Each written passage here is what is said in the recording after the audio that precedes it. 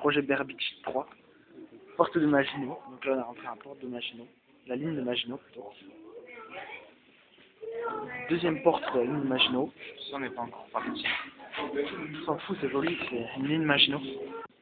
Ça veut dire qu'ici, dans l'entrée des munitions de l'ouvrage, qui est le plus important de la ligne Maginot, à Converse, le nom de la colline sous laquelle l'ouvrage est construit.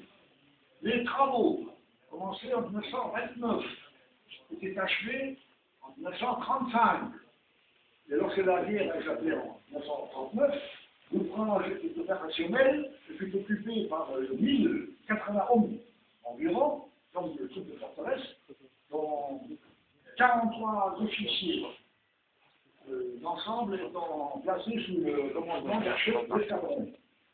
Les infrastructures souterraines de l'ouvrage comprennent près de 10 km de galeries et de couloirs, dont 4 km desservis par un réseau de voies ferrées électrifiées, la voie de Decauville de 60 cm, sur lesquelles circulaient des petits trains transportant les hommes et les munitions vers les casemates, les blocs de combat, ce sont les points rouges sur le plan.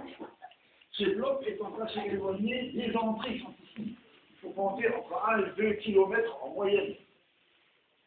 Dans la partie arrière de l'ouvrage, on trouve tout un ensemble de locaux, comme le magasin munitions principal, la caserne, qui a été transformée partiellement en musée, l'usine électrique équipée de 4 groupes électrogènes diesel, destinés à fournir le courant en cas de défaillance du réseau de forteresse extérieure.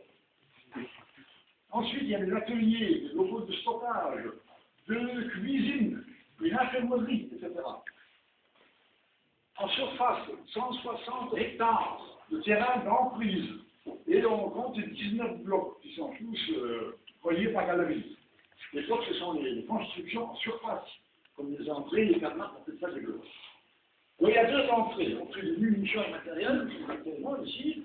Il y a une entrée homme que vous pourrez voir tout à l'heure quand vous repartirez en sens unique, parce qu'à côté, puisqu'il y a quelques mètres de la route, au sommet de la colline, à 343 mètres d'altitude, on a implanté 2 blocs observatoires équipés de clochers télescopiques qui étaient destinés aux observations lointaines.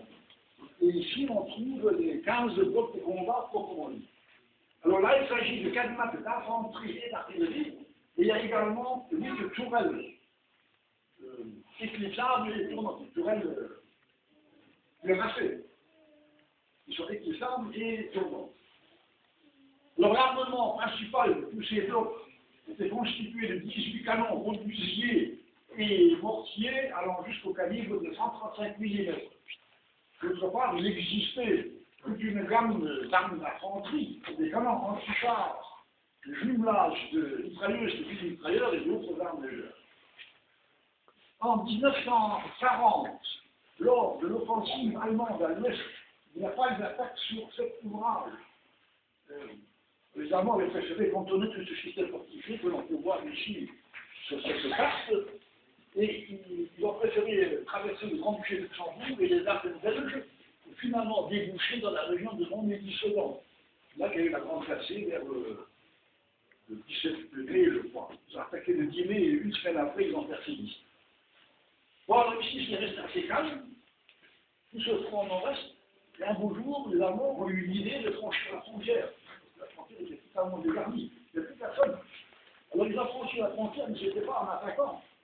C'était comme ça. C'était juste pour mettre de l'artillerie en batterie et pour harceler les grands ouvrages qui se trouvaient à 10 km en moyenne de la frontière, comme ici la Côte-d'Est. Alors ils ont donc harcelé ces ouvrages sans attaquer. Alors, les ouvrages qui ont été bombardés en ripostait, et ça a donné ce qu'on appelle les duels d'artillerie, qui finalement se sont prolongés jusqu'à l'armistice, qui avait été signé le 22 juin 1940, il est entré en vigueur le 25 juin, et une semaine plus tard, le 2 juillet, a été signée la reddition de l'ouvrage.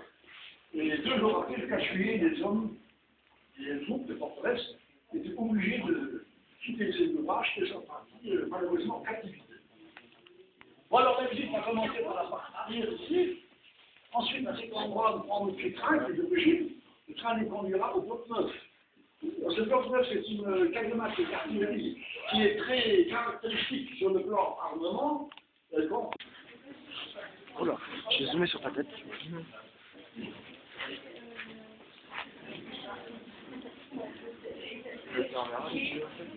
Tu veux faire un MSN?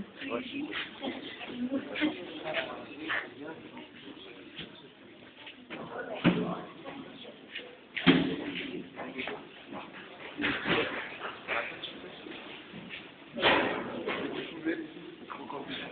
Putain, c'est mal éclairé.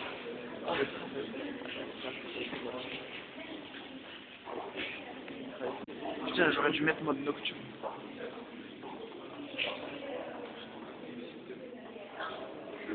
Que c'est bien genre impossible de pénétrer dans le champ de règles.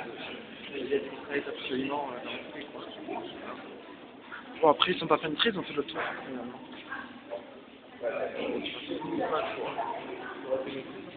Ouais, tranquille. Grave. Salut, je suis à là-bas.